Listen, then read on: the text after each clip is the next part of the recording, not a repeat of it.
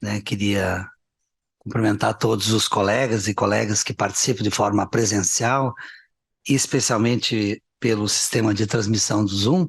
Temos praticamente 150 inscritos, já tinham quase 100 ligados, né? Pelo menos logados, como se diz, né? Cumprimento aqui especial aos desembargadores Luiz Alberto Orvalho, Ricardo, Thaís, Lípio. A Thaís especial foi quem, né, me contatou, né, aproveitando, né, a presença do professor, e aí lhe cumprimento, o professor Cássio Scarpinella, agradecendo, vimos conversando agora, agradecendo sua disponibilidade, que está aqui para um evento muito importante na PUC amanhã, e a colega Thaís, né, que é sempre atenta a essas as questões da academia, me sugeriu, e já, obviamente, com uma aquiescência parcial do professor. Contatamos e organizamos, o professor fez um esforço, inclusive, que ele chegaria mais tarde aqui, né, e nós estávamos preocupados com o horário, né, que no final da tarde, mais difícil a presença, né, ainda mais nos tempos que o retorno ao trabalho presencial ainda é gradual e de muita forma mista, e também porque é bem possível o nosso trabalho seja feito dessa forma. Então, professor, embora estejamos aqui com uma presença pequena, também tivemos uma coincidência, estava comentando, que foi alterado, e eu nem posso reclamar, que foi a própria, foi na escola mesmo, um curso sobre mediação, que começou ontem à tarde em Curitiba e vai até quarta de meio-dia, e tem 52 magistrados participando lá. Então, retirou uma parcela significativa, né? Eram 40 inscritos, no final a gente acabou liberando a todos para que pudessem participar. Então, não era muito importante nós aproveitarmos, obviamente, não que não possa ser convidado exclusivamente, né, mas pela agenda, que é sempre difícil o deslocamento, né? Estava comentando o professor, agora já vai estar, quinta já vai estar também naquele evento de improbidade da Infam, né? Estarei lá também, o professor vai estar participando também, tem contribuições em todas as áreas. Então, com muita alegria que eu registro aqui uma breve apresentação do professor Cássio Scarpinella Bueno, que é advogado, mestre e doutor pela Faculdade de Direito da PUC de São Paulo, presidente do Instituto Brasileiro de Direito Processual no biênio 2022 e 2024, então está no exercício dessa presidência, vice-presidente da região sul do Instituto Ibero-Americano de Direito Processual, também em curso 2023-2025, integrante da comissão revisora do anteprojeto do novo Código do Processo Civil no Senado Federal, e escreveu mais de 120 livros em coautoria e autoria própria, sendo sua a coordenação dos comentários ao Código de Processo Civil em 4 volumes pela editora Saraiva. Obviamente são outros tantos livros que modestamente estão resumidos nessa tira única aqui. O professor é um doutrinador de excelência. Eu tenho uma admiração de duas formas.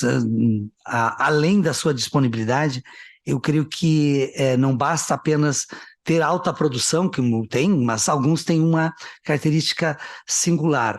O professor consegue traduzir temas de grande complexidade, né? Como o tema que a colega Thaís estuda muito, dos precedentes, que é o que vai falar hoje, e outros tantos, né? E traz sempre com uma atualização, inclusive de forma internacional, sobre o que se passa no mundo sobre isso. E o segundo aspecto, não é o primeiro, essa capacidade de enfrentar temas difíceis, e a segunda de uma escrita sempre muito limpa, muito clara, muito objetiva, de uma orientação fácil, né? Porque a gente às vezes lê algumas coisas, claro que eu debito a minha capacidade intelectual, não consegui entender, né?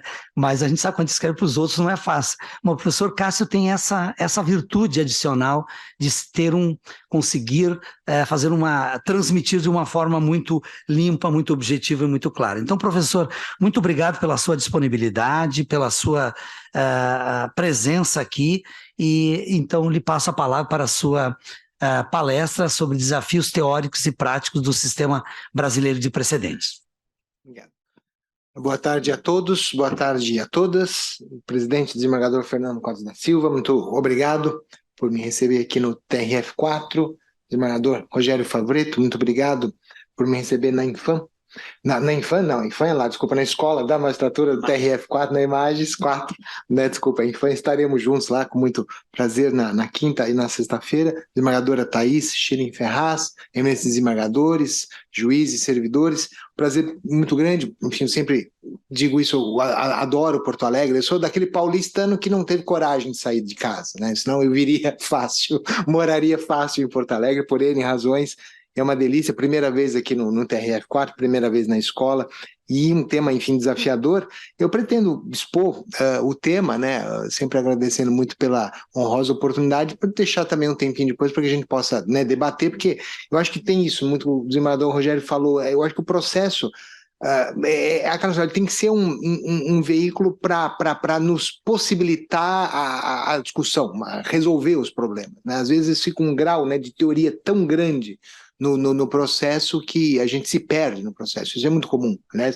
A improbidade administrativa é essa, né? Muito da prática da improbidade são as preliminares de que não cabe, não pode, não sei o quê, porque no fundo no mérito veja bem, né? Todo mundo faz, eu fiz, né? Lógico, hoje a lei também vai distinguir as coisas, mas mil preliminares. E o problema dos precedentes está aí para ficar, né? Cumprimentando também os colegas aí que nos assistem, né, pelo televirtual, pelo Zoom, né, que é sempre uma poderosa oportunidade. Então, aqui temos o slide, vai aparecer, depois eu deixei à disposição dos colegas, né, para passar, mas não tem nada demais aí, né, é só um guia. Eu sou econômico com os slides, então não sei nem se isso é bom ou se isso é ruim. Deixa eu só ver se aqui já está o meu comando aqui, já, pronto. Então, é isso aqui. O que eu digo aqui é essa palavra inicial, né, sobre o sistema brasileiro de precedentes. Eu gosto de dizer isso. Primeiro, é uma aposta que o CPC de 2015 fez, né? Eu acho que ainda muitas pessoas discutem se isto seria o melhor, se não seria, se nos aproximamos do common law, não nos aproximamos, etc. Até para que a gente não tenha tanto tempo assim, daria para incrementar mais essa discussão, mas o que é importante dizer é que é uma aposta fundamental do CPC de 2015, que nós tenhamos, então, uma jurisprudência revalorizada no CPC de 2015. Não vejo isso nada como muito óbvio, alguns colegas, não, isso é óbvio, evidente, o Supremo está lá para dizer, todo mundo baixar a cabeça e tal. Não acho que seja tão óbvio no sistema brasileiro, com a devida vênia, tanto que a gente tem uma experiência em 2004 de mudar a Constituição para introduzir precedente com efeito vinculante, cabimento de reclamação, né? Sabemos todos, também no 45, e eu particularmente sou um dos colegas que tem lá suas dúvidas até sobre se a lei poderia generalizar, inclusive para os tribunais de segundo grau, né, os TRFs, os TJs, essa possibilidade, mas deixando esse caráter vinculante no estilo mordaça de lado, porque no fundo é a crítica que se faz, o juiz se torna um autômato, o juiz apertará um botão, e na verdade não é isto, né? Na verdade não é, o sistema de precedentes, mesmo abrasileirado, é muito mais sofisticado do que ter uma solução rígida, apertar um botão e a solução cair lá, como a professora Tereza fala assim, do Lego, né? Tudo se encaixa perfeitamente bem, sabemos que não é isso, então podemos ir para frente. Agora, é o que eu digo, é uma aposta, é como se dissesse, olha, até o advento do Código 2015, nós usávamos a ideia de julgado, né, de jurisprudência como um argumento a mais para a construção das nossas teses jurídicas, acadêmicas, como advogados, públicos, privados, membros do MP, da Defensoria e o juiz para fundamentar suas decisões. Então tem um julgado assim, tem um julgado assado, etc. Né? O Teotônio Negrão, grande Teotônio Negrão é isso, julgados, decidiu assim, decidiu assado, etc. Tal. O grande Sérgio Ferraz, um livro que mudou a minha vida, Mandado de Segurança, era isso. Ele pegava o diário oficial e punha, o TRF diz assim, o TRF1 diz assado, o TRF3, 4 e assim por diante. O código ele muda isso, ele quer mudar. Então a gente sai daquela situação de uma mera uniformização de jurisprudência, que era uma ideia, mas que não era uma prática, que não era um ideal, e passa para algo que, digamos assim, quer que se funcione, quer. Então vamos apostar de que os tribunais, em geral, não só STJ e STF ditarão regras jurídicas em forma de precedentes, aí vamos estudar um pouco mais o que são esses precedentes, e esses precedentes devem ser observados. Foi na Infam até que eu ouvi pela primeira vez essa expressão, Sistema Brasileiro de Precedentes, num evento do primeiro semestre. A doutora Thay estava lá, inclusive, né, em homenagem ao ministro falecido, né, precocemente, o ministro Paulo Tasso Sanseverino, e veio essa expressão, e eu achei genial. E desde então eu abracei, dando, lógico, né, os méritos ao ministro Campos, a todos os colegas da Infam que a idealizaram, porque percebi em vários momentos, inclusive em outros eventos do próprio STJ, muita coisa acadêmica na PUC São Paulo, que é minha alma mater e tal, mas é bem a ideia de se falar de um sistema brasileiro de precedente, ou de se falar de precedente à brasileira, precedente tupiniquim, as pessoas acharam que a gente está falando mal do precedente, como se ser brasileiro fosse ruim. E eu sou um brasileiro, embora com cidadania e passaporte europeu, mas muito sossegado. Eu tenho muito orgulho do meu sangue brasileiro, né? A outra metade é efetivamente portuguesa, o bueno, né? E brasileira, e com muito orgulho. E não vejo problema nenhum de haver um sistema brasileiro de precedentes para dizer, olha, nós não somos Inglaterra, nós não somos Estados Unidos, e pior, ou melhor, não sei. Mas até hoje nós estudamos com base na lei.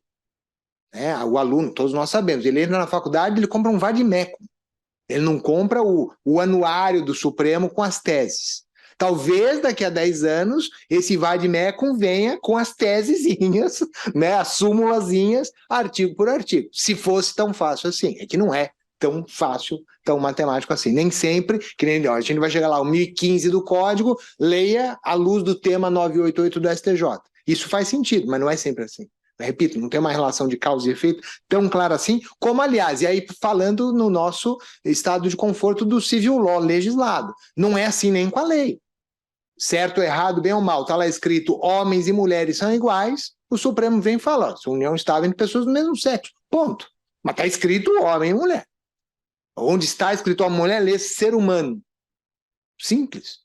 Né? E hoje, no direito das famílias, uma das discussões mais ricas, inclusive em termos de dinheiro mesmo, é sobre animal de estimação em separação de casal. Onde é que está isso no Código Civil?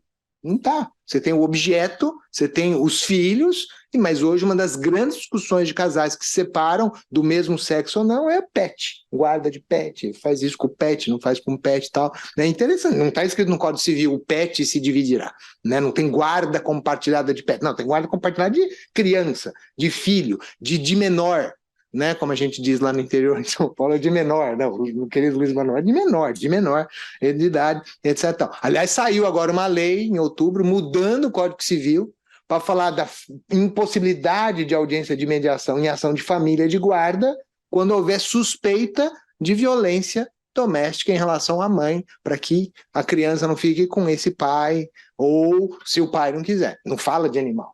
Mas a jurisprudência, o dia a dia está no animal. Né? Então, só para ver que a coisa, mesmo no direito legislado, não é tão literal quanto alguns pregam. Né? E, no entanto, aí vem o precedente no Brasil, e diferentemente de uma Inglaterra, dos Estados Unidos, onde enfim, o tal do precedente é a fonte primária, clássica, milenar, no caso da Inglaterra, do direito, para nós o precedente ele é diferente. Né? Então, a gente tem um referencial aí do artigo 927 do CPC, são determinadas decisões, embora não só dos tribunais superiores. Então, o TRF4 é capaz, é competente para produzir precedentes na medida em que queira para os fins do 927. Desde as súmulas, né, que eram, digamos, uma parte visível, clássica dos nossos precedentes, chegando hoje às teses de RDRs, IACs e coisas do tipo. E lógico, evidente, o Supremo, o STJ produzem, né, com mais facilidade, isso, com mais tradicionalmente, né, na perspectiva de recursos repetitivos, o Supremo com as súmulas, inclusive vinculantes, controle concentrado, tudo isso no 927. E aí, então, a tal da jurisprudência clássica, a uniformização de jurisprudência do Código 73, que convenhamos, de novo, nunca decolou, hoje se torna um sistema brasileiro de precedentes, mas muito diferente daquilo que bem ou mal a gente tinha. E aí se põe um primeiro problema, como interpretar o 927? Na literalidade, só aquelas decisões ou outras decisões? Quando fala-se no 927, inciso 5, decisões do plenário do TRF4 é qualquer decisão? Então amanhã tem uma ação penal originária no TRF4 e por uma razão regimental julga no plenário. O que disser lá virou precedente? É isso? Embargos de divergência, né, no âmbito do STJ e do STF, não está no 927, mas boa parte da doutrina, inclusive nosso querido doutor Fabiano, né, Tesolin, lá, o assessor do ministro Campbell, que estudou isso profundamente, diz, olha, não tem sentido que no 927 não haja embargo de divergência, porque é decisão de sessão, às vezes até na Corte Especial, né, e devia estar lá. O Supremo está julgando a ação penal originária, não vou entrar no mérito, se devia, não devia, se julga, não julga, se a OAB tem razão quando critica, né, a falta da sustentação oral, o julgamento, isso é outra história. Mas, olha, por que julga, o Supremo julga por uma peculiaridade da Constituição brasileira, cria precedente na esfera penal com relação a crimes contra o patrimônio público, etc. Sim ou não? Isso é uma coisa que o 927 não responde com a devida vênia de forma tão clara. Tanto é verdade que o código entrou em vigor no dia anterior, veio essa súmula 568 do STJ, querendo manter aquela ideia clássica com a qual nós convivemos desde os anos 90, de jurisprudência dominante. Né? E a súmula com a devida vênia, academicamente falando com a maior tranquilidade, mas sempre com devido respeito, é contra a lei. A lei hoje, o Código de 2015, ele não trabalha com a ideia de uma jurisprudência predominante. Não, precedente é isto, A, B, C, D, E. Podemos até, repito, ter alguma elasticidade dentro do 927, mas jurisprudência predominante não tem. Então, o informativo do STJ, para dar um exemplo, né, é muito útil em termos de informação. Mas eu tenho que distinguir o que a terceira turma ou a primeira turma, por hipótese, está decidindo daquilo que é o precedente nos termos do CPC. Até no meu curso, nas minhas aulas, eu procuro isso. Agora, isso é uma decisão, olha que coisa. A ministra Nancy Andrighi decidiu isso, olha que bacana. Ó, o ministro Campbell decidiu aquilo, sobre tributo, sobre improbidade. Isso é uma coisa. Agora, em recurso repetitivo, se decidiu o quê? O discurso é totalmente diferente, em termos teóricos e em termos práticos. Pronto. É isso. E aí, por isso que eu gosto muito de usar essa expressão, indexação jurisprudencial. Isto é, se há precedentes, há determinadas consequências. Isso é uma coisa também muito brasileira. E repito, quando eu digo brasileira, eu digo com muito orgulho brasileira. Não é isso que a gente tem lá. Existe, na verdade, uma verdadeira, eu gosto muito, a ideia da indexação jurisprudencial, quer dizer, se há um precedente, isto pode ser muito bom para o próprio andar do processo, ou pode ser muito ruim para o andar do processo. E é, na verdade, nessa ideia que os idealizadores do Código 2015, né, o ministro Luiz Fux, como presidente da comissão de juristas que elaborou o anteprojeto, nossa queridíssima professora Tereza Arruda Alvim, da PUC São Paulo, relatora geral da comissão e tantos outros, né, grandes processualistas brasileiros, inclusive o professor Adroaldo Furtado Fabrício, né, desembargador aposentado, grande processualista, professor Adroaldo, participou da comissão de juristas na classe verdadeiros juristas, né, uma outra discussão, mas ele estava com certeza na classe dos verdadeiros juristas, entre outros grandes nomes, queriam. Veja, porque aí é uma coisa que um inglês pensa, faz sentido, com a devida vênia, um americano pensa e faz sentido. Por que eu vou litigar contra um precedente? Porque eu não vou litigar contra a lei posta. Qual é a velocidade? 50, eu ando 50. Não é eu ando a 50 se tiver um guarda, ou tiver, chama pardal, radarzinho, né? Enfim. É uma discussão até que foi no Supremo, né? O ministro Marco Aurélio falou, isso é hipocrisia, né? Você tem que andar 50 o tempo todo, e não só onde tem o radar, né? O pardal, etc. É mais ou menos aqui no Brasil. Tem guarda? Tem. Então, eu não bebo. Não tem guarda? Não, vou beber, porque não vão me pegar. E não é isso. Você não bebe porque é absolutamente irresponsável beber e dirigir. Pouco importa que tem um guarda. O guarda é outra história. 18 anos são 18 anos, 12 anos são 12 anos, assim vai. Então, a mesma coisa aqui, né? Há consequências muito claras de aspecto processual na perspectiva de que a gente não vá litigar contra um precedente, desista da ação, etc. Tal. E aqui o 927 vem justamente com essa ideia, né, das figuras que são precedentes, né, ilustrando aquela discussão anterior. E aqui eu trago um pouco da dinâmica que depois volta, esses parágrafos 927. Aliás, o CPC, enfim, toma a liberdade de dizer, porque literalmente de bastidores, porque eu tive realmente uma posição muito privilegiada durante toda a elaboração, a partir do momento que entrou no legislativo brasileiro, mas é um código muito mal escrito. muito mal revisto, tem coisa solta, coisa perdida. Podem perceber os parágrafos, ele fala uma coisa, aí vem outro para falar outra, aí no terceiro parágrafo ele fala o que estava falando no primeiro, parece rima interpolada. É o que acontece aqui, coisas soltas. Então ele vai falar umas coisas, só fala pela metade, porque faltou uma revisão, faltou um fechamento, porque tinha um timing político, no melhor sentido do termo, muito grande. Ele deixa de ser técnico e passa a ser isso aqui é do ponto de vista político, ser relator de um negócio desse é uma benção. Você consegue reeleição por 2, 3, 4 mandatos. Não foi o caso aqui, até especificamente por outras razões. Mas quem não consegue hoje ser eleito vira ministro também. Não é um maiores problemas com a devida vênia. Né? Tem um peso político, porque o Santinho vem, eu fiz o código, eu que introduzi mediação, eu que fiz isso, os senadores, deputados, que esse é o sistema. Eu, particularmente, acho que um dos temas muito mal estudados e, sobretudo, na prática, mal aplicados, é isso. O processo de formação dos precedentes. Porque não é geração espontânea para nós, não é Estados Unidos, não é Inglaterra, onde há um precedente. Ou há, historicamente, milenarmente, secularmente, a tradição de que se a Suprema Corte americana falou, está falado. E é por isso que demora para falar, por isso que tem outra lógica. Para nós, o Supremo fala todo dia, a porta do Supremo é muito aberta. Quando a gente fala com colegas mesmo da América do Sul, com colegas da Europa, as nossas portas do judiciário em geral são muito abertas. Para eles, incompreensivelmente abertas. Nota de rodapé, talvez porque na prática, não obstante a gente fale e todo mundo aplauda, mas a gente, na verdade, no âmbito federal é pior ainda, tem pouco mecanismo de meio alternativo de resolução de conflito. E olha que no âmbito federal tributário ainda você tem alguma coisa, porque no âmbito estadual e municipal é próximo de 0. Então a única chance é efetivamente litigar. A porta do judiciário estará aberta. Então tem uma Câmara Arbitral para discutir com o município de São Paulo, seja lá o que for. Por exemplo, não deve haver aqui em Porto Alegre. Ou se tiver, é pouca gente que vai, coisa do tipo, com o Estado do Rio Grande do Sul, o Estado de São Paulo, e assim por diante. Mediações, conciliações, às vezes são proibidas de serem feitas, qual de valor, etc. Tal. Então, aqui é uma questão interessante.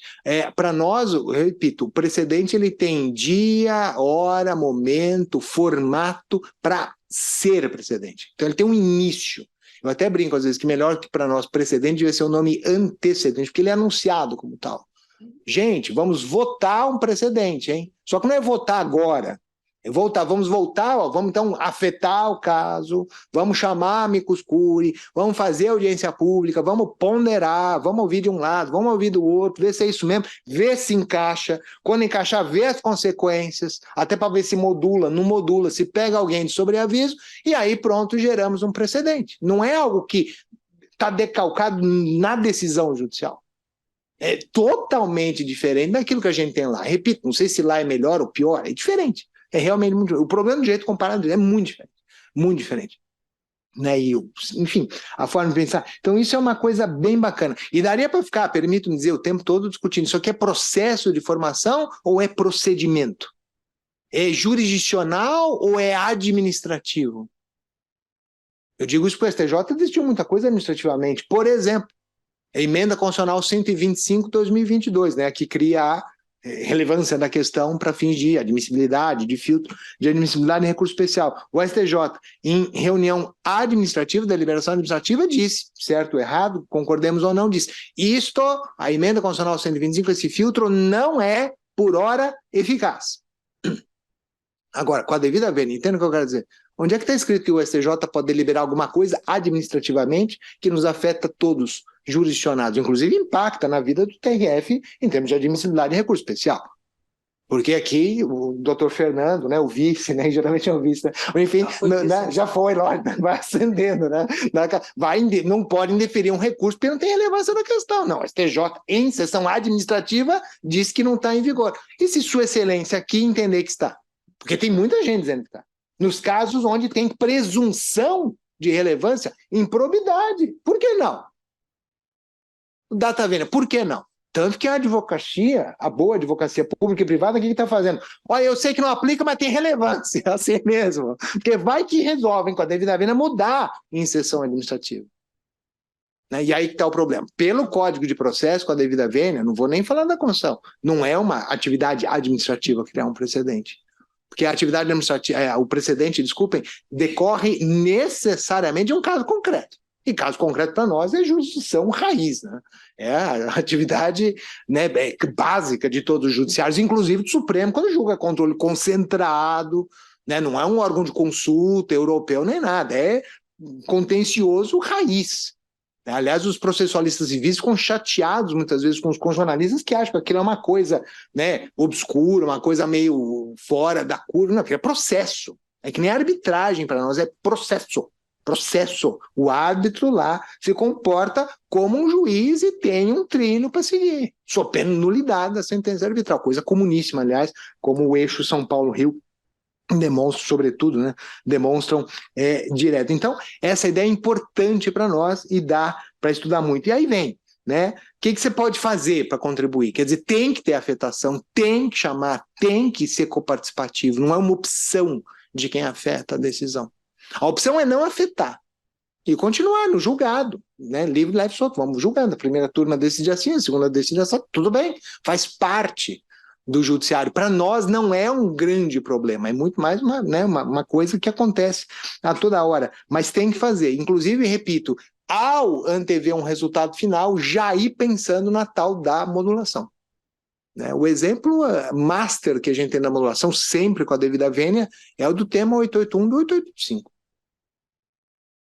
Porque o pessoal do processo tributário, que não entende tanto assim de coisa julgada com a devida vênia, mas não, porque é isso. Porque eles estão pegando a crítica da tá vendo no lugar errado. Falar que a coisa julgada não existe se o fato ou o direito muda é o beabá da coisa julgada. Isto não é um problema. Data vênia. O problema é a equiparação que o Supremo fez entre o precedente. Uma coisa que o Supremo, e isso se reconhece nos 900 folhas de voto dos dois acordos não somados. São 900 folhas de voto. Isso é outra história. O precedente com 900 folhas. Me acha rácio. Rácio do quê? Né? Que rácio que é essa? Não tem como achar. Não, né? Nem eles, é isso. Né? Mas, enfim, né? A grande verdade, eles vêm e falam, nós nunca decidimos uma coisinha aqui, que é se o controle incidental de constitucionalidade é precedente. Até porque isso está claro no 927. Não estava claro antes do Código de 2015. Em 2007, o Supremo começou a achar que isso aqui era inconstitucional. Sim, mas ele só disse em 2023 que em 2007 dizia. Então, retroage nesse sentido com a devida vênia. Não, o contribuinte tinha obrigação de saber, de antever o futuro? Não. O contribuinte realmente não fez uma aposta, ele confiou numa decisão que foi julgada, data vênia do presidente do Supremo Tribunal Federal. Percebe? Agora que a coisa julgada muda, se não é mais o desembargador Rogério, passa a ser como contribuinte do Dr. Fernando, isso é verdade. Muda, quando a lei não é mais aquela de 2007, é uma lei de 2023, muda. Aliás, o próprio fim social mostra isso, o PIS/COFINS, fim social, é essa história. Todo mundo tinha coisa julgada de fim social, o que fez a União? Fez uma nova lei, fim social, Doravanter, PIS/COFINS. Pronto, aí todo mundo perdeu a coisa julgada. Aí, né, não, o fim social virou COFINS, né? Só o COFINS, enfim, essas coisas. Então, essa é uma questão interessante para ver que não é tão simples assim e a modulação faz parte do pacote. Aliás, grandes estudiosos brasileiros têm se focado diretamente em a modulação. A primeira grande autora é a querida professora Tereza Alvim, mas seguida por muitos grandes, e porque estamos em terras gaúchas, falamos do querido amigo professor Daniel Mitidier, um livro fantástico aí, recentíssimo, sobre modulação. A professora Thaís já falava isso também antigamente. É a questão da segurança jurídica, é que nem lei. É que nem lei. Se é para ser que nem lei, temos que ter segurança jurídica por trás da lei.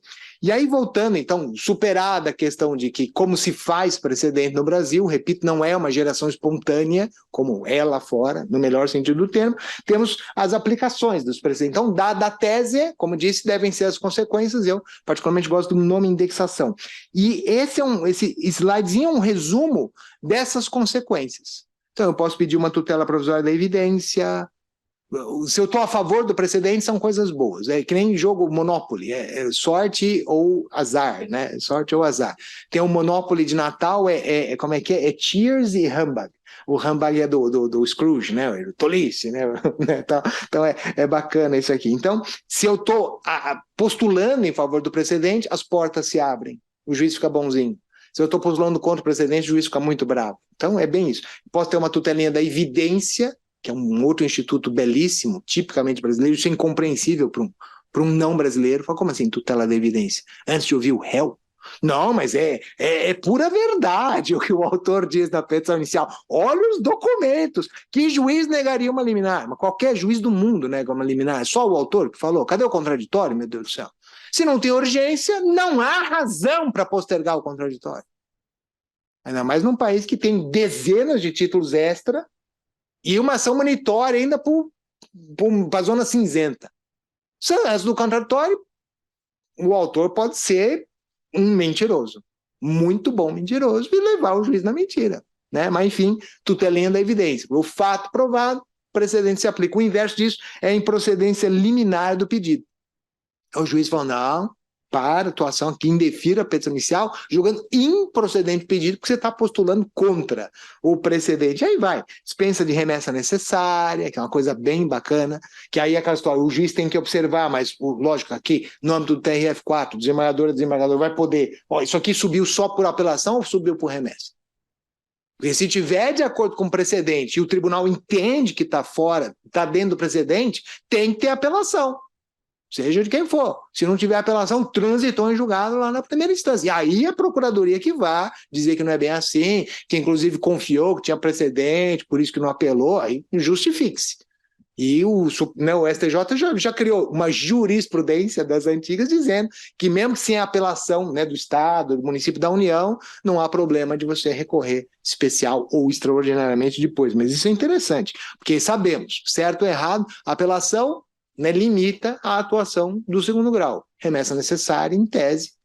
Se for para favorecer a fazenda, então pode tudo, né? Mais ainda, né? Mas é interessante aqui a questão. Enfim, dispensa de caução para cumprimento provisório, a atuação monocrática do relator, isso é importante no 932, porque é que não tem mais a jurisprudência dominante que tinha no 557 anterior, sugerido por aquela súmula 568. Quer dizer, hoje ou há ou não há precedente, redondinho. Não, mas a gente está decidindo aqui no âmbito da terceira turma, e como a ideia do relator é um atalho mesmo, eu vou julgar em nome do... Né, o ministro Celso de Mello falava isso muito bem, que o relator é o porta-voz do colegiado. Então, a gente vai decidir assim lá, eu já julgo aqui. Não, mas é precedente? Se não, não pode, vai ter que julgar no colegiado. Ou cria o precedente, cria conforme processo, e assim vai. Né? E, né, repito, a dificuldade é só como interpretar o 927, como interpretar o sistema de precedentes, por quê? Quando a gente pega os artigozinhos que eu trouxe aqui, podem perceber, é muito curioso isso. Cada hora o legislador fala alguns precedentes, ele faz várias combinações possíveis. Às vezes ele fala de repetitivo, às vezes ele fala de AC, às vezes ele fala de súmula, às vezes ele fala de súmula vinculante, às vezes ele fala do controle concentrado, e não se acerta na nomenclatura. Eu repito, porque faltou revisão. Então, aqui há duas grandes correntes. Tem os autores que acham que as remissões feitas por esses vários artigos são taxativas, são específicas, são aquelas e ponto. Então, se é repetitivo, se não falou do IAC, não adianta ter precedente de IAC para aquela finalidade. E a outra corrente, na qual eu faço parte, que, na verdade, você tem que fazer a interpretação do sistema, ou seja, não literal. É como se tudo fizesse remissão indireta ao 927 e ainda com aquela pouquinha, mas um pouquinho de elasticidade do 927. Porque não tem sentido, com a devida vênia, né, que uma decisão do plenário do Supremo não seja precedente, dentro da própria lógica de precedentes. Não faz sentido que embargo de divergência julgado pelo plenário do Supremo não faça precedente. Não faz sentido que o embargo de divergência da Corte Especial do STJ não faça precedente. Mas dou exemplo concreto. O tal do feriado local, lógico, isso para o magistrado, para o servidor, é menos relevante. Né? Mas para o advogado passou a ser um trauma. Feriado local, você tem que provar que houve feriado local. Lá em São Paulo foi feriado ontem. Era um feriado municipal, Dia da Consciência Negra, e esse ano o governador até colocou isso para feriado estadual. Só que, veja, continua sendo um feriado local em termos de Brasília, né? Para um recurso especial extraordinário, feriado de São Paulo. Não sei se no Rio parece que é também, mas enfim. Aqui não é, né? Nem no município, nem no estado. Então é local. Eu preciso provar. Não é repetitivo, é embargo de divergência. Mas Corte Especial. Percebe? Então, e na prática está sendo aplicado como precedente. Então, é isso que é a importância, né, dessa leitura ampla. E aí vem desafios, né? E aqui é uma pergunta que eu tenho feito retoricamente, né? Para que serve o sistema brasileiro de precedentes? Aí o discurso oficial é essa: promover isonomia e segurança. Como se a lei não quisesse promover isso, como se a Constituição não quisesse promover, como qualquer regra de qualquer jogo quisesse promover isso. Às vezes eu fico chateado com a regra do jogo, né? Por isso que futebol dá tanta confusão, porque o VAR aproxima o juiz do fato. Quer dizer, não há dúvida de que se o cara está na frente, está impedido. E o VAR consegue, ó, estava 10 centímetros na frente, impedido está. Acabou até um pouco da graça. Mas acabou. Quem passou na frente? Não, olha lá, a orelhinha do cavalo estava. Vai ser difícil, né? Um focinho um pouquinho maior, 1 centímetro na frente, o cavalo número 2 ganhou a corrida, né? Por uma cabeça, né? Para lembrar aí de um tango famoso né? Oh, meu Deus, como é que é? Gardel. Gardel, né? Carlos Gardel, enfim, por uma cabeça é isso. É que lá não precisava do VAR, mas por um focinho, sei lá como fala isso em espanhol da Argentina, né? Ganha. Né? Aqui é a mesma coisa. Para que serve isso? Né? Promover isonomia e segurança. Ou será que é técnica de gestão de processo repetitivo? Porque isso funciona bem para nós. A gente vê, as estatísticas mostram, não é uma crítica, é uma constatação. Serve. Ou essa terceira opção, reduzir o estoque de processo. Isso é muito claro no STJ e no STF. Até porque aqui tem mais repetitivo do que lá, né? Eles estão todos aqui, né? Eles são represados aqui, embora não seja físico. Então não tem aquele incômodo, eu preciso construir um prédio para guardar autos, mas está tudo aqui, né? Nos gabinetes, na presidência, redistribuindo, segura aqui. Lá tem 2, 3. É tudo, embora eletrônico, tanto faz. E eu gosto de dizer, olha, no fundo todas as alternativas estão corretas, mas o modo de lidar com essas alternativas é muito diferente.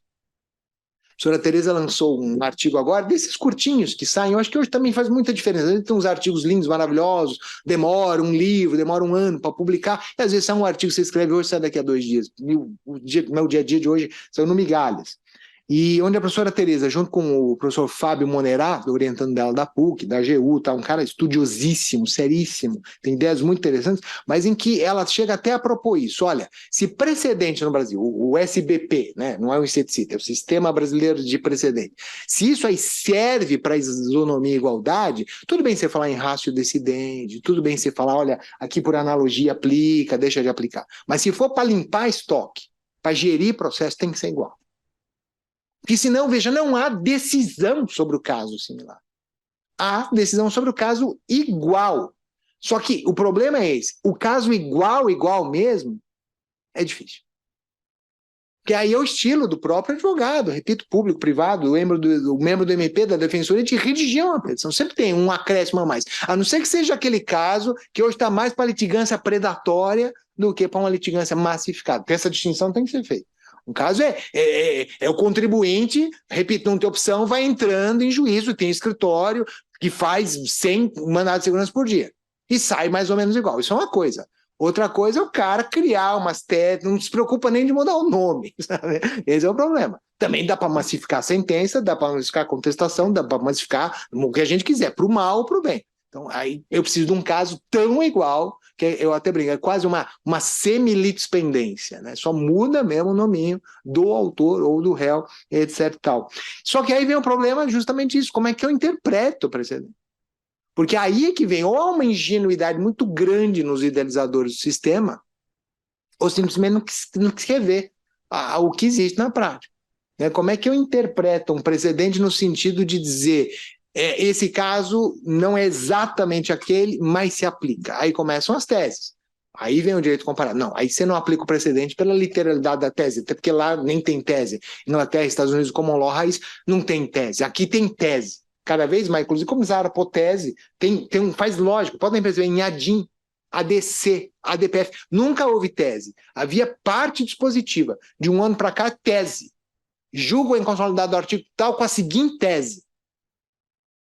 Aí você literalmente substitui a antiga súmula por uma tese de precedente. Só que aí que tá, e o próprio código conspira contra isso. Tudo bem, ter tese, mas tese em cima do quê? Não é uma tese só jurídica, eu preciso do fato.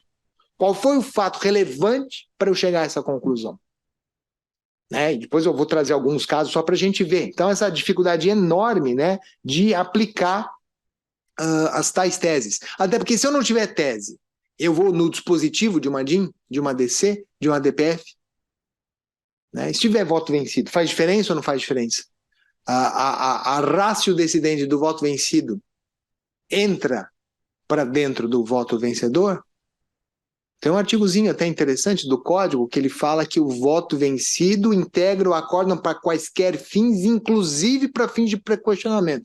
E alguém poderia falar, mas não tem pré-questionamento, estou falando de RDR, IAC, quer dizer, nem estamos pensando num segmento recursal especial extraordinário, então não tem pré-questionamento, percebe? Então, faz, eu acho que faz. Mas como é que eu pego o ratio decidente colidente? Isso não faz sentido para um common law. Ratio decidente é uma coisa unívoca. E aí, se a gente pega o modo de produção de precedente lá fora, sobretudo de cortes supremas, dos Estados Unidos, não declara voto vencido. E para nós é um pecado capital. Não, como o juiz não declara voto vencido? Tem que declarar. Tem que declarar. Cabe em bar de declaração, ninguém duvida, porque não tem voto vencido. Porque o voto vencido integra o acórdão. Então é muito difícil de lidar. E aí um acórdão de 900 páginas, vejam, lindas ou maravilhosas, muito bem escritas ou não, está mais para tese de cátedra do que para um acórdão para resolver um problema teórico. E quanto daquilo não é o tal do opter dicta, que é incapaz de vincular mesmo num common law escrito. Agora, eles não sabem também dizer opter dicta é isto, ratio decidente aqui. Você pega, é muito divertido. Porque eles também divergem, historicamente, secularmente sobre isso. Como é que a gente traz isso para cá? E alguém vai falar, não, mas vai pela tese, é só ler a tese, é por isso que é enunciado, é para tá bom, antes fosse. Mas daí você cai, desculpa, você trocou 6 por meia dúzia, você tinha um texto de lei, agora você tem um texto de tese, de enunciado, e eu continuo sabendo, mas aplica ou não aplica. Às vezes vai falar que sim com mais facilidade, às vezes vai falar que não com mais facilidade, mas o problema não é o sim e o não com facilidade, o problema é a tal da zona de penumbra. Sempre é a zona de penumbra, não há dúvida de que é a zona de penumbra, e isso então eu trago muito desses desafios. Aí passamos ao usar precedentes, é isso. Né? Então, a gente tem que dialogar com o tal do direito jurisprudencial, sistema brasileiro de precedentes, indexadores, enfim, são variados nomes para descrever a mesma coisa, desde a petição inicial.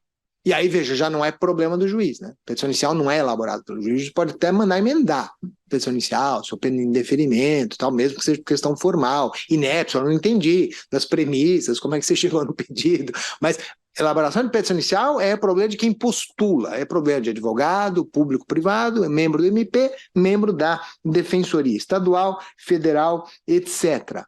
Simples assim. Então, é errado dizer que só juiz lida com precedente. E eu vou fazer a minha culpa acadêmica. A gente tem que lidar, né, na academia, né, mesmo na escola aqui, temos que lidar mais com precedentes do que nunca, seja para criticar, para dizer que sim, mas para olhar aquilo, estudar o que é este fenômeno, porque não é a nossa boa e velha jurisprudência. Gente, olha, eu vou falar do meu tema, trouxe uma decisão lá da quinta região para ilustrar o meu ponto de vista. Isto pode até acontecer, mas isto não será um precedente. Será apenas um julgado muito bacana, ilustrativo, didático, que mostra, né, desdobramentos da questão que, quiçá, aqui na quarta não estão pensando, ou que eles pensaram, ou vice-versa. E aí, conforme for, a quinta diz isso, a quarta diz aquilo, cabe recurso especial para o STJ dizer qual está certo ou nenhuma está certa, ou tentar conciliar, porque as duas podem estar certas e conviver, né? Então é mais do que exigir do juiz, é do postulante, é da doutrina, né? Dizer, divulgar, e não só divulgar, né, quando a gente fala doutrinariamente, mas as possibilidades de aplicação do precedente dentro da lógica de um precedente. Que então não é só parafrasear o enunciado, mas é estudar o precedente, a formação, a afetação, que foi decidido, que deixou de ser decidido. E óbvio, isso, como toda postulação, acaba refletindo na decisão judicial. Então o juiz vai ter que falar com esse precedente também, seja para acolher, seja para rejeitar. Cabem até, está escrito no código, ao meu ver faz muito sentido, até cabe embargo de declaração fazer se o precedente era ou não aplicável. Por que o juiz não aplicou? Não lembrou ou porque ele descarta? Então tem que dizer de forma clara. E veja, não há problema nenhum, diferentemente daquele engessamento que num determinado momento se imaginou, que o juiz deixe de aplicar o precedente. Ele só precisa dizer por que não aplica. Parece não ser um argumento válido porque eu discordo do precedente. Mas convenhamos, e a prática mostra, há outras 1000 razões válidas para dizer que não se aplica o precedente. E mesmo numa perspectiva de common law, porque o meu caso é diferente. Meu caso não é de idosos octogenários, é de idosos sexagenários. O juiz vê nisso uma distinção para deixar de aplicar uma superproteção numa linha de crédito consignado. Pode parecer, entenda, é um raciocínio jurídico. O precedente falou, é porque o fato de octogenário, ou de uma criança, não falou de quem não está nessas faixas, né, que tem uma proteção a mais, ou um pouco a mais, ou um pouco a menos, ou a proteção normal, que nem fila no Brasil, né? Tem 800 filas preferenciais e o resto. Nem fila de avião, tá uma divertida fila de farmácia com a devida vênia. Eu anseio em me tornar sexagenário, porque às vezes o cara lá tá lá muito mais bem capacitado física e mentalmente do que eu, que tô desgraçadamente gordo, e falo, não, vocês viram a foto, que coisa, a doutora Thaís, não tinha nada melhor, quem que providenciou aquela, mas enfim, isso não vem ao caso, não que eu esteja, mas pelo amor de Deus, né? Por isso que não vê ninguém, né? O pessoal vai ver lá com a tela desligada, né? Tá. Eu vou começar a divulgar umas fotos de uns influencers bonitões, assim, o pessoal chama, assim, chega, é fake, é tanta coisa que é, né? Mas enfim, então tem esse diálogo é fundamental, isso impacta. Um dia, entendo o que eu vou falar, tem que impactar até exame de ordem, tem que impactar o exame da magistratura, mas não no sentido, entenda, do gado, que obedece cegamente, burramente, não é isso, mas é de lidar com o sistema. Agora, por que não está caindo? Por que não estão cobrando? Porque não é simples assim. Não é uma coisa matemática, dado isto é aquilo. Isso é verdadeiro com a lei, muito bem escrita, linda e maravilhosa, e, porque a sociedade muda, os fatos são ricos. O legislador, por mais que possa querer generalizar, falando, né, de conceitos vagos, interminados, cláusulas gerais, ele não consegue antever coisas que nem existem, e seja com os tais precedentes, seus enunciados, súmulas, etc. e tal. Né? E aí vem o momento de usar precedentes, efetivamente, né? A parte 2 do usar precedentes, que isso é uma coisa que está acontecendo cada vez mais comumente. E eu, para aplicar, seja um magistrado, seja um advogado, né, procurador, defensor, o acórdão precisa estar publicado? Ou basta lá que eu vi no YouTube do Supremo? Eu preciso ter o acórdão lavrado? Eu preciso olhar, que nem a gente olhava, ia para datilografia, não, o equivalente, ele precisa estar disponibilizado no Diário da Justiça, não é emenda, nós acórdão. O tema 881, 885 foi isso, ficou 6 meses lá para sair o acórdão. Mas a emenda e o YouTube todo mundo viu. Então, porque é muito mais fácil você ouvir uma conversa entre 11 pessoas interessantes intelectualmente do que ler um texto chato, repetitivo, tudo costurado. Existem votos, que é o voto do ministro na hora e o voto de gabinete, o mesmo ministro votando coisas diferentes, no bom, não diferentes, assim, mas complementares, argumentos diferentes, porque na hora sai de um jeito e na hora de escrever, sei lá, pensou-se em outras coisas, né? Isso é muito interessante. Pode ser antes do trânsito em julgado? Porque a prática tem mostrado, não, vai aplicando aí. Não, mas vão entrar com embargo de declaração. Vão pedir efeito suspensivo, inclusive para modular, né? Mas vai aplicando. Mas e se modular? E se isso? Vai aplicando. Mas não é. Qual é a lógica? Veja, isso não é previsibilidade, não é segurança, data venda não é nem uma boa gestão de caso repetitivo. Nem para baixar estoque, porque vai dar problema. Em algum momento vai voltar tudo. Para alguém vai voltar. Quer dizer, em termos de estrutura judiciária, a coisa não dá vazão, né? Para o bem ou para o mal, né? Muito se perguntou em alguns casos, no tema 881, 885, lógico, para mim estava muito claro que eles não iam modular. Então não é novidade dizer que não modula, 2 ou 3 votam vencido, né? O ministro Dias Toffoli pediu agora, né, a vista, o ministro Fux falou que modularia isso. Já, na minha humilde opinião, já estava muito claro lá, né? Agora, não impede que não haja modulação, porque não há formalmente uma decisão e outras tantas coisas que, na minha humilde opinião, sugerem, sim, embargos. Para tentar ver qual é a ratio, se é isso mesmo, se o problema é a coisa julgada em si, o problema é o marco normativo diferente, etc. e tal. Ou será que esses embargos precisam ser recebidos com efeito suspensivo para daí não aplicar o precedente? Só que aí é um problema, mesmo que eu diga, não, precisa dar efeito suspensivo aos embargos, é uma coisa rara no dia a dia forense, mas se está sendo eficaz desde a decisão em si, independente da lavratura do acordo, o problema continua se pondo, ainda que em menor escala. Já está, eu vou até ter o acordo, para daí eu embargar, já foram 10, 15 dias, 2, 3 meses de aplicação, quiçá caótica, do precedente. E aqui eu trago alguns exemplos, são milhares, né? Milhares, literalmente milhares. E eu puxo aí a sardinha para a minha área, que é o processo civil. Então, o agravo de instrumento, que não é só um problema aí do postulante, não é um problema só da parte, é um problema do desembargador, conheço ou não conheço desse agravo, porque é aquela história, 1015, estas são as hipóteses. Tema 988, não, mas cabe também sempre que houver urgência.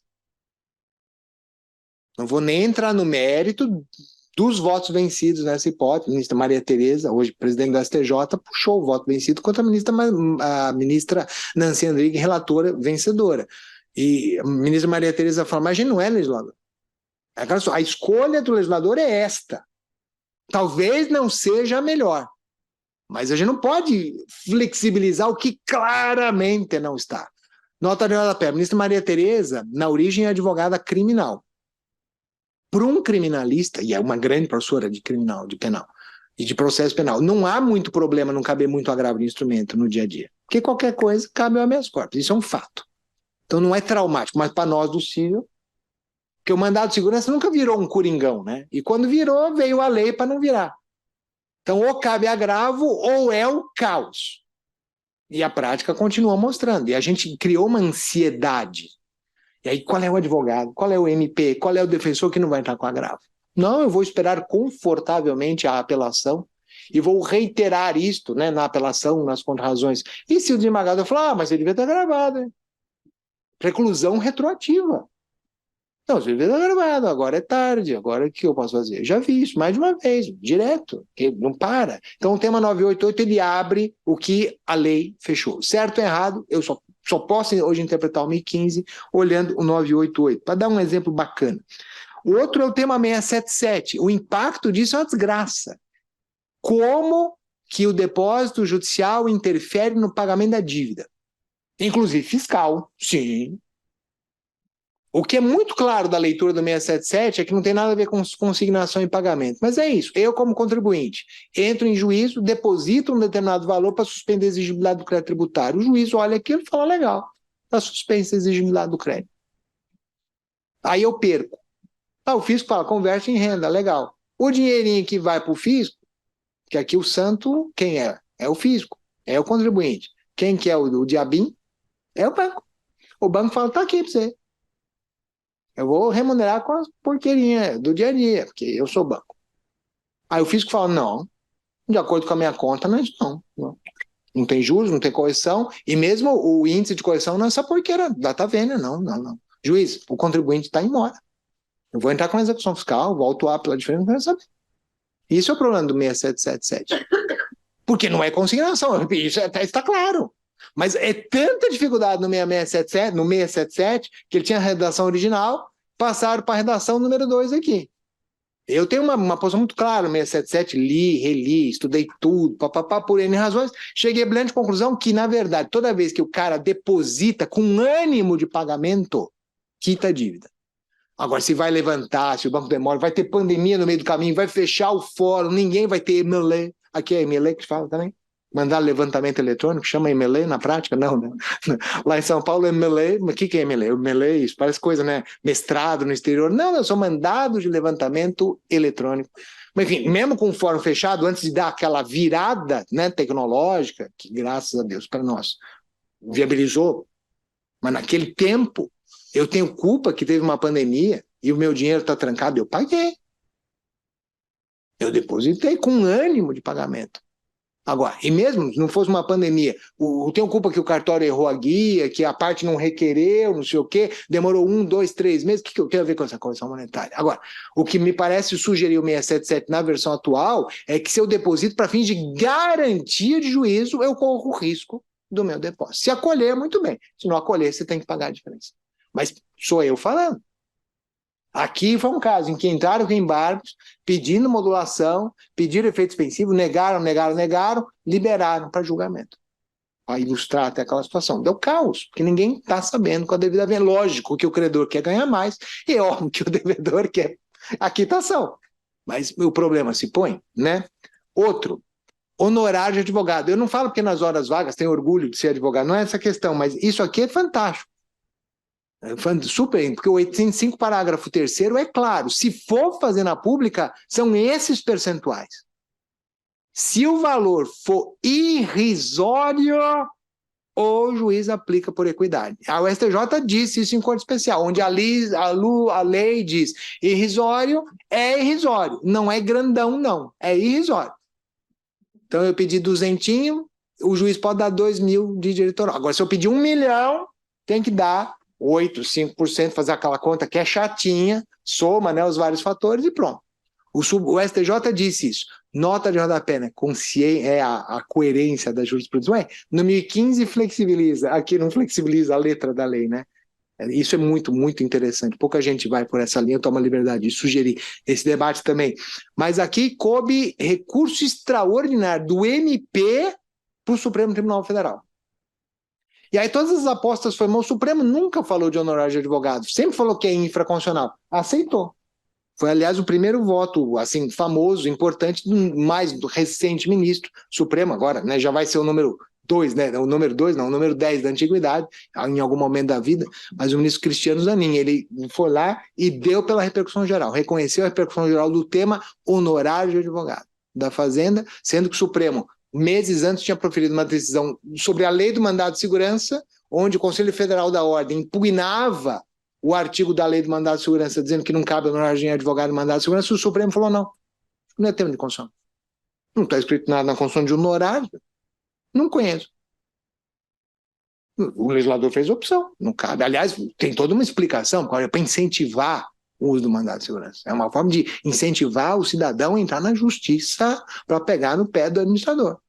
E o judiciário decide se sim ou se não. Então não tem risco de sucumbência, que é um risco importante.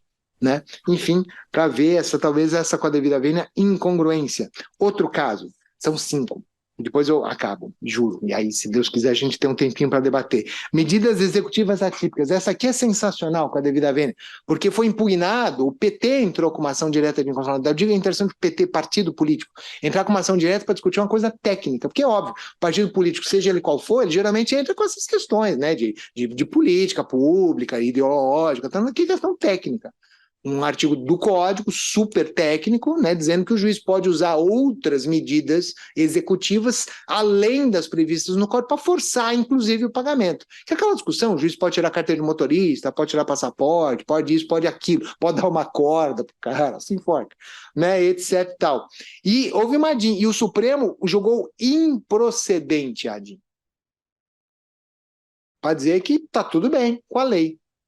E aí, mas tem um repetitivo, que depois foi reafetado para a Corte Especial, porque ele nasce na primeira sessão, vai para a Corte Especial, né, para dizer até onde que o juiz pode ir na aplicação do 139 Código. E a principal tese, porque isso aqui é muito complexo, da aplicação da lei, porque é um artigo grande da lei, né, um repetitivo que talvez queira fixar a seguinte tese: o juiz precisa primeiro tentar aplicar as medidas típicas para então aplicar as medidas atípicas. Agora, mesmo que se fixe uma tese como essa, quais são as medidas típicas que o juiz vai poder aplicar? São todas possíveis, imaginável? Vai demorar 15 anos. Ou é simplesmente mandou penhorar, não achou nada, foi lá no sistema, porque hoje o juiz tem poderosos sistemas de encontrar patrimônio, sabemos todos. Não foi, numa tentativa não foi, acabou. Já vou usar uma medida típica. Ou não, precisa ir mais, precisa ir mais, precisa ir mais. E o juiz, com a devida vênia, sabemos, que é só uma questão interessante também em si. Tem juiz que não defere essa busca eletrônica. Não, você consegue ir, meu amigo, você que vá. Isso é problema da parte, não é um problema judiciário. Não sou xerife, não sou detetive, você se vira. Não tem informação, eu não estou pedindo imposto de renda, vá lá no Detran, no Ciretran, o que for, você vai. Não é problema meu. E aí?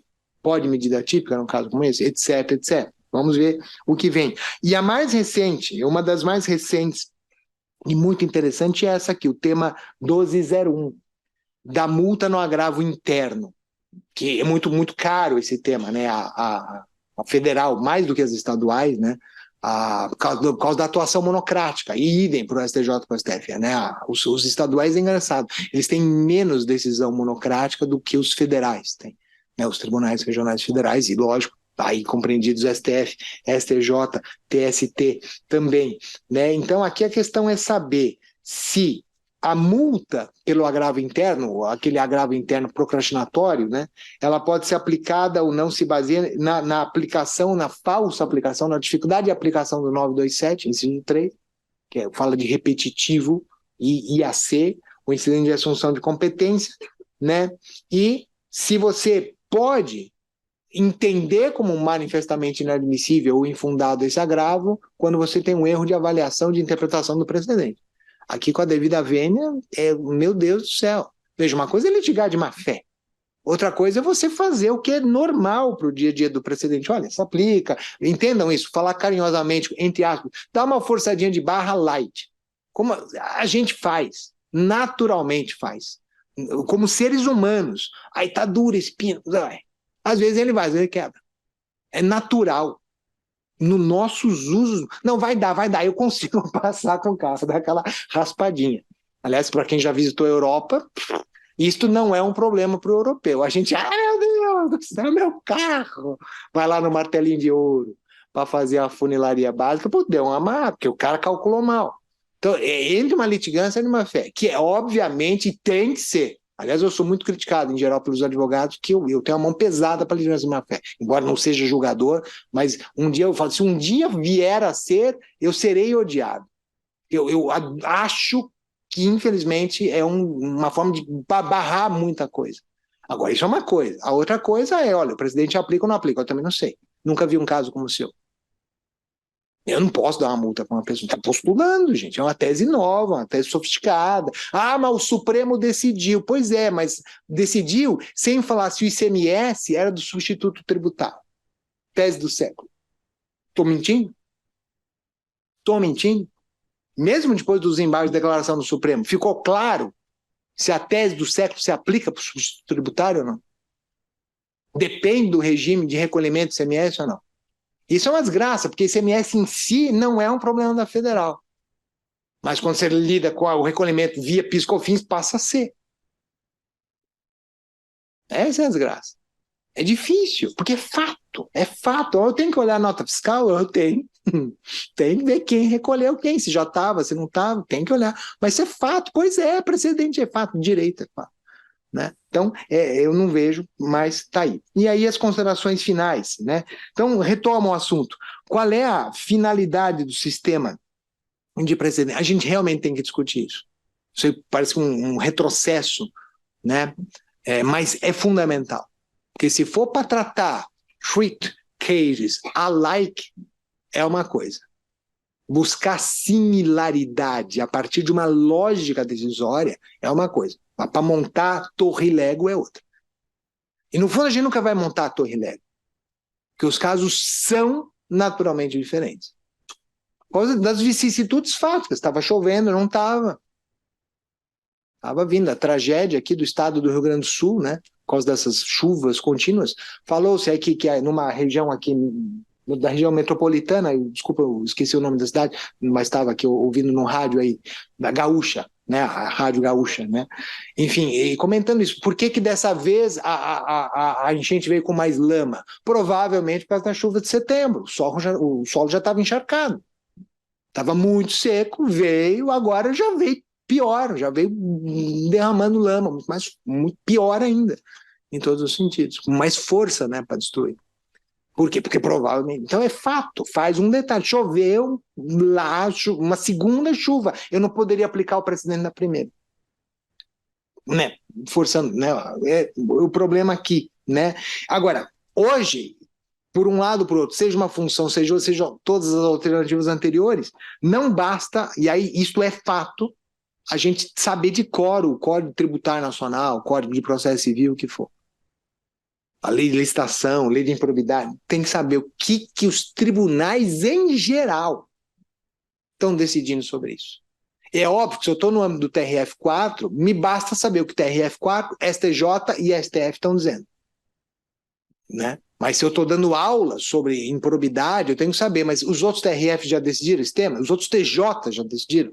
Eu tenho que fazer uma busca, além, lógico, do STJ e do STF. Só que esse direito que eu chamo aqui de, né, judicado, ele é interessante. Por exemplo, tem muito tema do STJ, muita súmula do STJ, do STF, antes do Código 2015. E a pergunta: o que eu faço com esse material? Eu jogo fora? Eles subsistem? E aí vem, quem diz que subsiste ou não? É a doutrina? É o próprio Supremo? É o próprio STJ? Porque às vezes eu tenho lá uma tese, né, uma súmula, né? O desembargador Rogério, que é especialista do tema, sabe, inclusive em probidade, dizendo exatamente o oposto do que a lei nova, essa lei de improbidade, veio dizer. Não pode presumir o perigo. O STJ, certo ou errado, dizia pode sim. E agora não pode. E aí, quem é mais forte? A lei ou o precedente? Porque, para mim, com a devida vênia, nesse caso é muito fácil. Não, o presidente perdeu a sua fonte normativa, perdeu a sua razão de ser. Mas é o que eu digo, precedente para nós não é uma coisa espontânea, é uma coisa fabricada. E o código sugere que a desfabricação, né, o cancelamento também o seja. Percebe? Então isso é complexo para nós, não é simplesmente desconsidere. Eu dou um exemplo concreto, eu lembrei agora, eu apoio a DIN 4296 do Supremo, que é contra a lei do mandado de segurança. O Supremo foi e falou: olha, é inconstitucional a lei vedar liminar em mandado de segurança para compensar tributo. O STJ foi lá e cancelou a súmula 212. Só que a súmula 212 não falava de mandado de segurança, falava de ação cautelar. Aí eu fico pensando, bom, então hoje qualquer tutela provisória, mesmo que fora do mandado de segurança, está fora da restrição da lei do mandado de segurança? E para ficar mais interessante a questão, tem o artigo 1059 do CPC que manda aplicar. O Supremo não julgou isso na perspectiva do CPC ou da lei da cautelar, julgou na perspectiva do mandado de segurança. Agora, a rácio decidente não fala porque é mandado de segurança é inconstitucional. Fala é inconstitucional porque viola o poder geral de cautela. Bom, o poder geral de cautela não está constrito no mandado de segurança, nós sabemos disso, pelo menos é o que nos ensinam, inclusive grandes gaúchos do passado. O grande professor Ovidio Batista da Silva, eu ouvi isso ele dizer, quando ele dava aula no mestrado da PUC, ele ia emprestado lá de vez em quando, né, muito amigo da professora Tereza, do professor José Manuel Rodolfo, eu tive esse privilégio na minha vida, Carlos Alberto Alvar de Oliveira, grande também, convivi muito com o professor Carlos Alberto, graças a Deus, tive esse privilégio, e diziam essas coisas. Então não é algo restrito ao mandado de segurança, é o poder geral de cautela, né? Galeno Lacerda, isso eu não conhecia, mas graças a Deus tive o privilégio de muitas aulas indiretas e ler muito, né, e etc e tal, né? Então isso é bem bacana. E aí é o problema da interpretação. Interpreta-se o direito. Foi-se o tempo em que nós nos conformávamos, para o bem ou para o mal, com a ideia de que a norma é o texto, de que o juiz é a boca da lei. Isso caiu. Isso é uma construção, né, que tem suas razões, inclusive políticas, né, de deixar o judiciário quietinho, muito abaixo do legislativo e que hoje talvez não vigore mais. E eu particularmente tenho certeza de que não. Aliás, hoje mesmo o Senado estava discutindo uma PEC que tem a ver com essa ascensão natural dos juízes, não é uma questão brasileira, é uma questão mundial. Porque, do ponto de vista da estrutura da teoria geral do direito, mais do que nunca, a norma é a lei interpretada.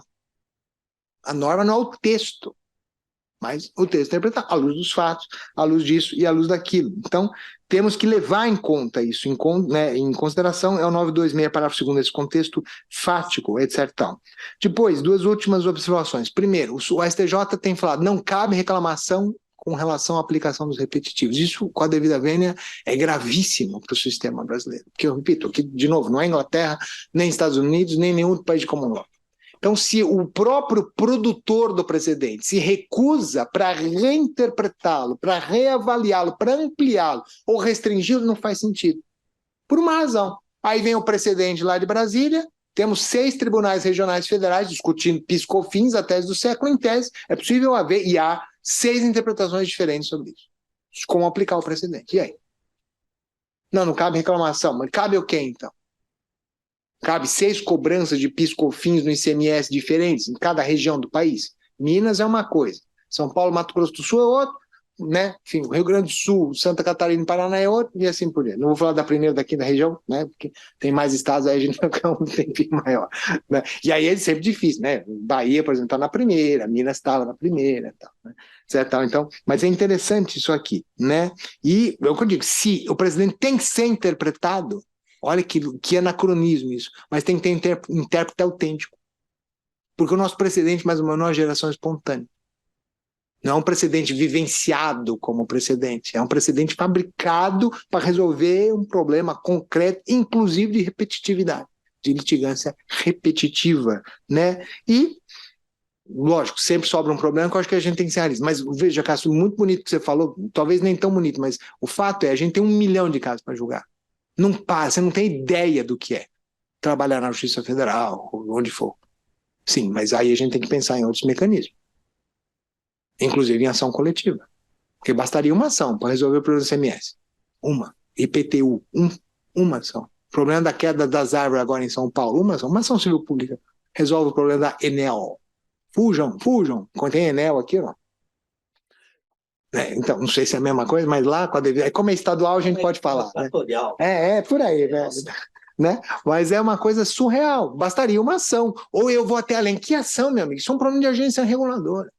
Isso é um problema que tem que resolver administrativamente, quiçá com o MP, fazer um TAC e tal, porque é um problema, choveu fora da curva, choveu fora da época. Você tem lá em São Paulo, é mais fácil você fazer um monte de coisa do que podar uma árvore. Você precisa de autorização do bispo com a devida vênia. E eu sou católico, praticamente, do bispo. E o bispo não dá ordem para isso toda hora. Demora 3 séculos, mas nisso a árvore entrou dentro do telhado. Então talvez a gente precise de uma reformulação de política pública. Mais do que um precedente depois de 10 anos julgando e vão daí ver o casozinho, né, o fato. Então, repito, é um problema no Brasil, mas, ao meu ver, há 1000 outras soluções e não propriamente confiar que os precedentes por si só, né, e essa é uma aposta que se faz com a devida vênia, vão resolver esses problemas. E é isso. São essas as considerações. Agradeço mais uma vez, desembargador Fernando, desembargador Rogério, desembargador Thaís, desembargadora Thaís, todos os colegas aqui que prestigiam o evento aqui na escola, e devolvo a palavra. Muito obrigado, professor Cássio Scarpinella, como adiantado, né? A qualidade também é na sua clareza, consegue puxar nesse tema que tem uma interação com todas as áreas, né? E ele consegue trazer o exemplo tributário, de improbidade, do eminentemente processual e todas essas interfaces que nos colocam nos desafios do dia a dia que a gente tem que enfrentar. Muito obrigado pela contribuição. Nós tivemos aqui uma audiência aqui em torno de 30 pessoas, mas não baixava de 110 aqui no sistema telepresencial. Então, vi que passava de 110 pessoas acompanhando. E a reclamação que tinha é quando caiu em alguns momentos o seu PowerPoint. Não, é que nossa operação aqui retirava da tela e... Esse é o pior, o pesadelo do advogado é quando cai.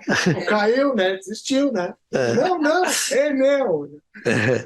Mas eu estou falando isso, professor, porque eu quero dizer com isso que eu percebi que a audiência virtual aqui, digamos assim, estava atenta, né? Porque, embora na sua economia de lâminas, né? Queria ter essa capacidade, né? Mas é por causa da sua outra capacidade de desenvolver, o pessoal estava acompanhando mesmo. Então, só temos a agradecer aqui. Vamos ver se aqui no sistema que eu não apareceram questionamentos. Eu abro aqui a plateia para o nosso auditório para questionamentos e comentários. Doutora Thaís.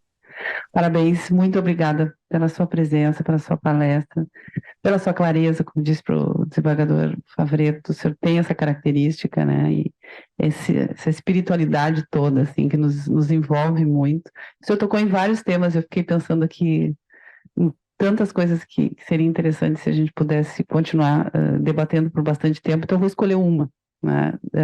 Logo no início, o senhor falou na preocupação sobre a interpretação do 927 e o que significa, né, nos tribunais uma decisão de plenário, ou uma decisão, no caso de corte especial, né, quando a corte especial assume as funções jurisdicionais do plenário, é o nosso caso, né, as nossas decisões jurisdicionais, praticamente todas, né, terminam na corte especial. A gente tem aqui a turma, depois a sessão, depois a Corte Especial e o plenário, muito excepcionalmente.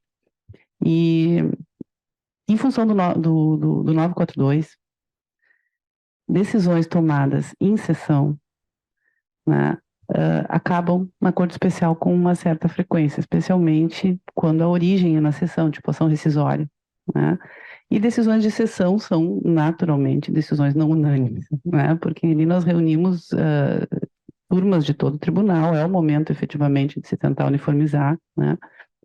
E, então, nós temos uma demanda muito grande de processos que vão para a Corte Especial, né? Uma quantidade relativamente importante aí, né?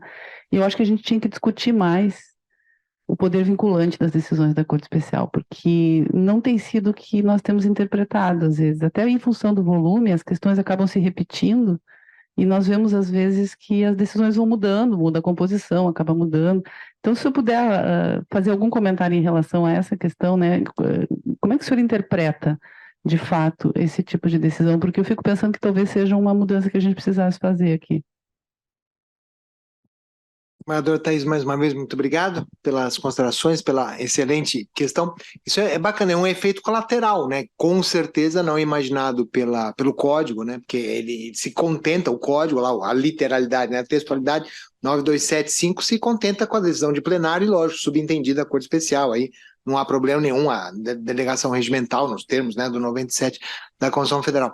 Eu acho, assim, lógico, também é muito cômodo falar. Me parece que isso vai se resolver, né, se aclarar, o distinguir, isto é um precedente, isto não é um precedente, com relação àquela ideia que eu propus de processo de formação do precedente. Quer dizer, não é uma mera no sentido, uma decisão circunstancial. Foi parar na Corte Especial por causa do 942, por causa da rescisória, pode ir por uma ação originária, tem, né, foi parar lá e ponto final. Então, tudo que disser virou precedente. Eu acho que não. Vai virar precedente se, ó, gente, daqui eu estou traindo um precedente, então vamos afetar, vamos chamar o amigos, vamos chamar a audiência pública, vamos permitir que eles venham, sabe, fazer um pregão mesmo, e vamos marcar para decidir com eventuais, né, contribuições do lado A, do lado B, né, consequências, modula ou não modula, e aí pronto. Então, eu acho que o ideal seria justamente isso, não se contentar com a mera circunstância de uma decisão plenária, mas já que aqui, né, pela conjunção do TRF4 acaba tendo mais essa atuação, como Vossa Excelência está colocando, então discernir, quer dizer, do próprio relator ou relatora falar, não, gente, vamos tratar isso como um precedente. Então coloca no trilho do precedente. Vai demorar mais, mas é aquela história, é virtuoso, né? Dentro da lógica do código, quando se cria o precedente, aí se legitima essa multiplicação, essa, como eu gosto de chamar, né, a indexação jurisprudencial. E aí deixa certo ou errado, mas dá-se certeza de que naquele caso concreto que circunstancialmente foi parar na Corte Especial, se tem um precedente. Eu acho que é uma boa ideia, talvez até uma mudança regimental. Não, talvez até. Né? Criar um procedimento específico. Não, a não ser que se queira. Para fazer essa afetação, né? Para pelo menos dizer que afetou não, aquele tema, né? Usar como analogia, ou talvez jurisdicionalmente, não, vamos usar aqui, né, por analogia, o que está para o IRDR, o que está lá para o repetitivo mesmo, afeta e dá o start, digamos, formalizado, né, da formação do precedente. Parece que é uma boa solução. Senão vira tudo precedente. O código quer isso, não há dúvida. O código se contenta com isso. Não, é produção, né? Linha de produção mesmo. Massa. Aproveitar que está aqui o microfone, professor. Muito obrigado pela palestra, tratando de um tema tão importante para todos nós. E meu questionamento não é propriamente sobre precedente qualificado, mas um tema correlato, diz respeito ao 942, julgamento com quórum ampliado. Porque o que me parece é que o código anterior já vinha sendo reformado e o código agora de 2015, como o senhor disse com muita propriedade, criou um sistema brasileiro de precedentes, mas ao mesmo tempo trouxe esse julgamento ampliado, extinguindo os embargos infringentes, e agora nós temos um instrumento que não depende de voluntariedade, não depende do resultado, se é reformado na sentença, há discussões sobre limites de devolutividade, sobre reformar-se impégios. E os infringentes, embora não produzissem um precedente qualificado, propriamente dito, eles uniformizavam um pouco. Estamos talvez sobrecarregando o IAC, o IRDR Como é que o senhor vê a situação 942? Qual é a sua opinião acerca desse instrumento? Obrigado, desembargador Ricardo. Pergunta também super pertinente. O 942 tem aquele viés ideológico, né? Eu gosto do 942. Literalmente, ele saiu do meu computador. Não porque eu tenha sido o criador, mas eu fui o relator dentro da comissão do IBDP, com a nossa saudosa, maravilhosa professora Ada Pellegrini, né? Foi eu que fui o relator final daquilo dentro do meu notebook, que a gente se fazia as reuniões na casa da professora Ada, tanto que eu guardo esse notebook até hoje, embora obsoleto, porque o gatinho dela, o Pantera, tirou uma tecla, ele gostava de mim, na verdade eu não gosto muito de gato, eu reconheço, mas e gato sabe quando a gente não gosta, ele vinha pra cima de mim, professorada, não podia fazer, professorada, né, e ele arrancou uma tecla do meu computador, mas que bom, arrancou uma que eu não sei até hoje para que serve, é uma que tem umas janelinhas, então, não. E olha que eu uso o Windows, eu não tenho menor, graças a Deus, mas então eu gosto dele, mas o 942 é isso, né, ele é um problemão em termos, ele funciona muito bem com o tribunal grande, que já tem os dois de reserva lá, valeu, o quarto e o quinto, como volta, aí vai tudo bem. Que é o que acontece, né? Não é porque a minha terra é melhor, mas isso, em São Paulo, onde você chega a ter 9 desembargadores por Câmara, no TJ, no TRF não. Literalmente, o pessoal está em reserva, ele já sabe, eles trocam ideias, o que é importante para um colegiado, já sabe mais ou menos o que vão votar. Então não tem nem sustentação oral, nem joga para a corte, simplesmente julga. É raro haver adiamento de 942. Agora, mas no dia a dia, às vezes o quarto fala, não, mas para mim está prescrito, para mim tem isso. Então, tem outros complicadores que trazem. Então, não é um instrumento de uniformização, é um instrumento, e aí esse é o discurso oficial, né? Por isso que eu gosto muito, de fortalecimento da segunda instância, do colegiado. Né? E é por isso que eu gosto de falar o 942, diferentemente até do que se dizia, né? Muitos diziam dos embargos infringentes, nem fica restrito à divergência, é um reexame. Houve divergência, ok, na prática a gente sabe, é muito mais cômodo, né, ficar naquilo que aparece, mas pode-se pedir vista, pode-se aprofundar questões de ordem pública, etc, tal, para revisar da melhor forma maneira o caso na segunda instância, onde sabemos, né, os fatos não são um problema em si. É para isso, só que daí gera esse efeito colateral.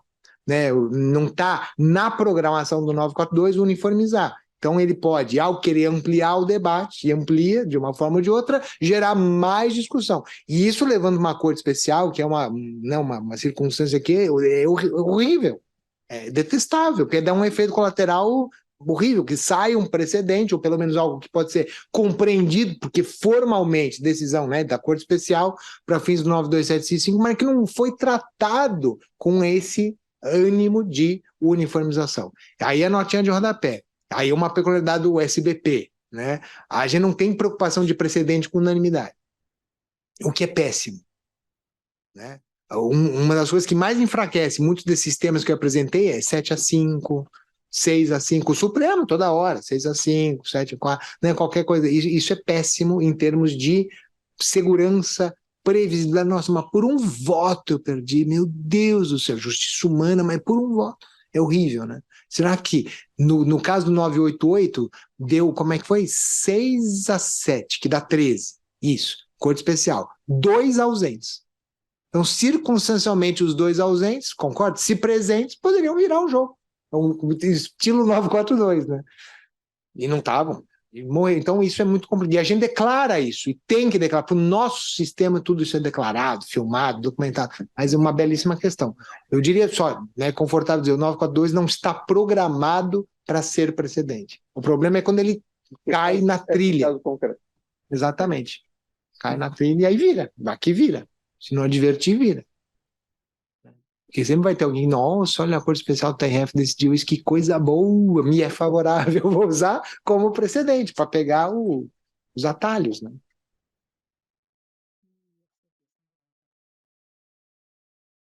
Tem que julgar 2 vezes. Isso é bom. A modulação, né, o desembargador Fernando pergunta da modulação. Eu gosto da modulação porque minha querida professora Tereza me convenceu disso. A professora Tereza fala, a gente obedece, né? Então tem esse carinho enorme. Mas eu acho que é isso, é algo inerente à segurança jurídica e o peculiar do direito brasileiro. Está escrito, né? Naquele 927, né, tem os parágrafozinhos, lá fala em modulação. Aí quando a gente pega a LINDB, né, ela sugere que o juiz, mesmo fora do sistema de precedente, esteja efetivamente preocupado com as consequências da sua decisão, tanto futuras como retroativas, né? Então, Eu acho que é algo, permite-me dizer, lógico, podemos ter discordâncias quanto a modulo ou não modulo, mas eu acho que está na pauta do juiz. De ofício, ele tem que considerar. O juiz tem que trazer à tona, ó, vamos modular ou não. Certo ou errado é o que o Supremo fez no tema 881, 885. Ele levou em conta já. Já bem ou mal, o acorde, ó, não vamos modular, não. Mas já enfrentaram o impacto pretérito da decisão, o que, ao meu ver, é correto, né, nessa perspectiva. É uma antecipação, uns EDs quase, né? É isso. É boa. É uma forma de você imaginar que vai dizer, já vou dar uma mudada. E como eles vão vir, eu já falo. Né? Não resolve tudo. No caso do tema 988, né, o IBDP tem atuado muito como amigos, desde o tempo da professora Ada e tal, né? E a professora Tereza sustentou, no tema 988 do agravo do instrumento, sustentou oralmente como amigos do IBDP. Ela levou da tribuna. Até foi a única que tocou, eles tinham combinado lá, ela lógico, né, até por razões acadêmicas, ela levou a questão da modulação e o tema 988 foi modulado. Porque não, a gente então está mudando claramente a regra do agravo, estamos ampliando, e para que se evite a tal da preclusão, né, retroativa, pelo menos nesse momento, a gente é daqui para frente, né, da publicação do acordo. Então, uma questão até trazida da tribuna, né, pelo amicus curiae, professora Tereza, naquele momento. Está bem, professor? Nós, para não lhe cansá-lo mais, o senhor chegou de viagem, tem compromissos amanhã no evento e foi, né, mais de 1 hora de exposição, com muita clareza, já foi colocado aqui. Os comentários aqui são extremamente positivos, de cumprimentos, de agradecimento, e eu vou ficar com uma frase aqui que um colega, Rogério Canguçu, colocou, um verdadeiro banquete processual.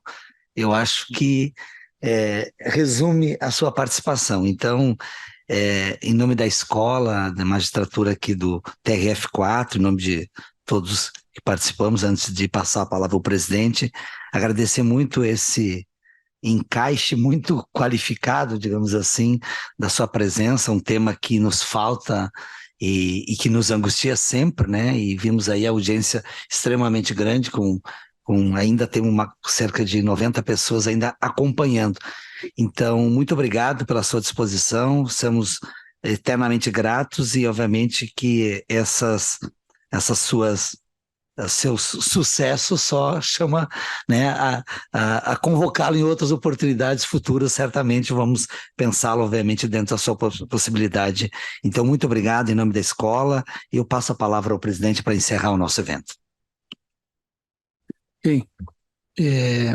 Professor, muito obrigado pela sua presença. Foram momentos, como o senhor disse, eu trabalhei na vice-presidência 2 anos e é muito difícil para nós, né, todos nós que trabalhamos aqui, convivermos com esse novo sistema. Ou é retratação, tem que voltar, o colega não gosta, você manda retratar, é aquilo. Ou o vice-presidente tem que dizer que não cabe nenhum recurso e não cabe nada contra aquilo. Nenhum juiz gosta de decidir isso. Olha, você não tem chance, eu estou achando que isso aqui já foi decidido, nega o segmento. É a coisa mais temida pela parte quando você nega segmento, porque ele não tem instrumento. Para o Supremo ainda cabe reclamação e para o STJ não tem reclamação. Então, é muito difícil. Mas eu fico muito feliz. Graças à pergunta do desembargador Ricardo, nós descobrimos de onde vem o 942. Professora Ada. Isso é um momento muito feliz. Um grande gaúcho. Mas falecido ministro Atos Guzmão Carneiro. Mas isso...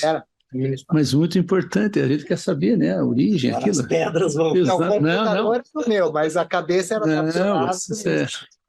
Mas eu gostei da saída, desculpa, Fernando, da saída do professor, né? Ele disse, não é para fim de precedente, né? É qualificação da decisão do tribunal. E de qualquer maneira nós estamos... Bom advogado também. Nós vemos também nas nossas sessões lá da Corte Especial, a gente está presidindo a preocupação da desembargadora Thaís, porque aquilo vai gerar um precedente, e eu digo, não se preocupe, isso aqui é só para esse caso. E elas, mas o que eu... Não, a gente vai dizer, isso aqui não vale para os outros casos, o que é muito difícil, né, para o juiz que se preocupar com. Então, professor, assim, estamos muito gratos de o senhor ter destinado o seu tempo e vir aqui compartilhar o seu imenso conhecimento com a gente. E tenha certeza que é uma grande contribuição, porque um tribunal precisa estar aberto, né? Cumprimento o desembargador Favrito e o desembargador Thaís e os colegas que estão aqui. O tribunal tem que estar aberto ao mundo que nos cerca. e nesse momento a gente consegue ter também um pouco da noção da grande responsabilidade que nós temos. Porque o dia a dia ali processual, às vezes a gente só quer se livrar do processo no bom sentido, quer resolver aquilo. Então eu agradeço muito, cumprimento a escola por esse magnífico evento, agradeço aos nossos colegas que estão assistindo, servidores e servidoras que estão assistindo, porque nós também precisamos de termos assessores qualificados, né, para que facilite o nosso trabalho. E então declaro encerrado esse evento, essa importante palestra sobre desafios teóricos e práticos do Sistema Brasileiro de Precedência. Declaro encerrado, desejo boa noite a todos e, professor, mais uma vez, muito obrigado.